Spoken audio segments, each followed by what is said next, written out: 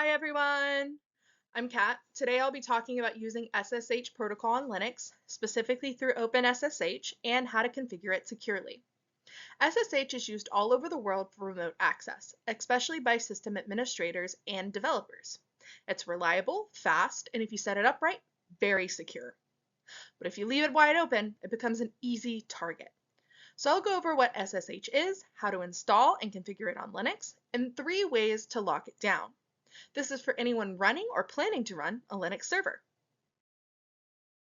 SSH stands for Secure Shell. It's a protocol that lets you safely connect to another computer across a network. You can think of it like a private tunnel. No one else can see what's going through it. Everything sent through SSH is encrypted.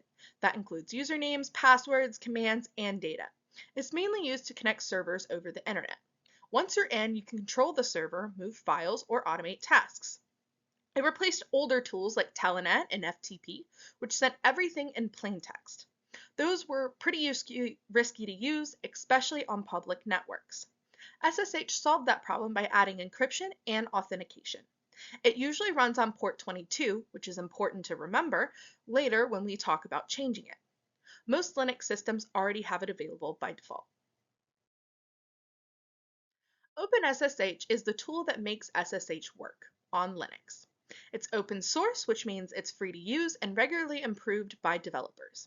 You don't need to install any fancy software, it's already included in most Linux distributions. The package gives you several commands. You've got SSH to connect to other machines, SSHD, which runs the SSH server in the background, and SCP and SFTP for secure file transfers. And last but not least, SSH keygen, which creates login keys. OpenSSH is managed by the OpenBSD team, and they focus heavily on security. It's reliable, trusted, and flexible enough for beginners and experts alike. So when you hear someone saying they're using SSH, they're probably using OpenSSH in the background. Installing OpenSSH on a Linux system is pretty straightforward. I'll use Ubuntu as the example, but it's similar on other distributions. First, you update your packages by running sudo apt update. This makes sure you're getting the latest version. Next, install the SSH server with sudo apt install OpenSSH server.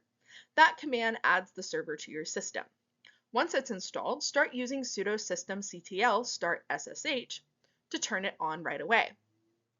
To keep it running after reboots, enable it with sudo systemctl enable SSH, and check that it's actually running by using sudo systemctl status SSH. That gives you a green message if everything is working correctly. And that's it. SSH is now installed and running, but that's just the start. Now we have to make it secure. The file that controls SSH behavior is called sshd_config. You'll find it in the directory path roughly shown here on the screen. Some keys you'll want to look at are the port setting, which tells SSH which number to list on. Permit root login, which decides if root login can happen directly.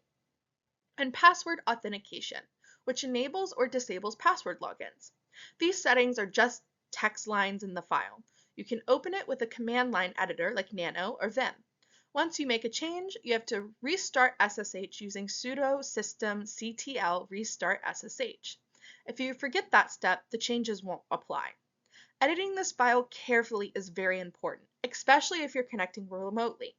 One wrong setting and you could lock yourself out. So always test small changes first. This is the first and probably most important security recommendation. Use key-based authentication instead of passwords, guys. Here's how it works. You generate a key pair on your own machine. One key stays private, never leaves your system. The other key, the public one, gets copied to the server. When you connect, the server checks your key, and if it matches, it lets you in. No password needed.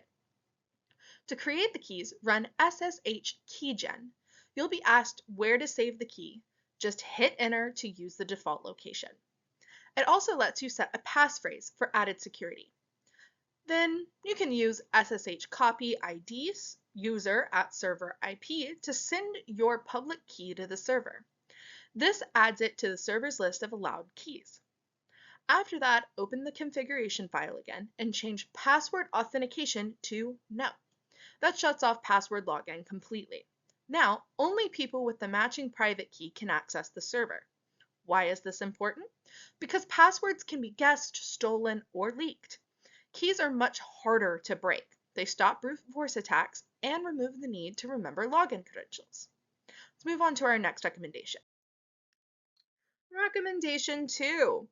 SSH uses port 22 by default. The problem is attackers know this. They scan the internet looking for that port and try to break in. Changing the port doesn't stop advanced attacks, but it cuts off most of the automated ones. It's like moving the front door, less obvious, but still functional. To do this, open SSHD configuration again and find the line that says port 22. Change it to something else, like 22,000, 5050, or anything above 1024 that's not being used. Then open that port in the firewall with a command like sudo ufw allow blah blah blah blah /gcp. Once that's done, restart SSH. One warning with this. If you're connected remotely while doing this, make sure the new port is open in the firewall first. Otherwise, when you restart the service, you can get locked out. This step isn't about making the system bulletproof, it's just about cutting down on the noise. It helps reduce the number of random connection attempts. This last recommendation is all about limiting who can connect. By default, any user account on the system can try to log in through SSH. This includes the root account, which has full control over the server. Start by disabling root login. In the configuration file set permit root login, no. That forces anyone to log in as a normal user first. Next, add a line like allow users your username. This tells SSH which accounts are allowed to connect. Anyone not on that list gets blocked automatically. Finally, install failed to ban. It watches for failed login attempts and blocks IPs that try too many attempts. To set it up, run sudo apt install failed ban, then start it with sudo systemctl enable now failed ban. This kind of setup makes a huge difference. It keeps the door closed to attackers and stops brute force tools from hammering your servers all ding dong day. So let's wrap up what we've learned here and summarize everything as best and sweetly as we can. SSH is a secure way to manage servers remotely. Check. It encrypts everything and gives you full control from anywhere. Check. OpenSSH is the most common way to use SSH on Linux. Getting it installed and running it is easy, but if you stop there, you're leaving the door open, as we've already discussed. The 3 recommendations I shared today are as follows. Use key-based authentication instead of passwords. Change the default port to scanners. I don't want to find you that easy. And restrict who can connect and block attackers automatically. Each of these takes maybe 5 to 10 minutes to set up, but altogether, they make your server much more difficult to compromise. All right, I used a few online resources to guide this setup. All of them can be found through a quick Google search. They include Linux's, DigitalOcean, TechMent, PhoenixNap, and Linux Handbook. My favorite is the Linux Handbook, easiest one to read, and honestly, if it's made by the people who are your setup is like primarily around, that's the best ones to kind of use. Each of these breaks things down in a way that's clear, up to date, and good for beginners. I've included the links in APA format if you want to check them out later. I guess this is farewell so long. Remember, as always, comment, subscribe, and smash that like button. I hope you guys have a great rest of your day.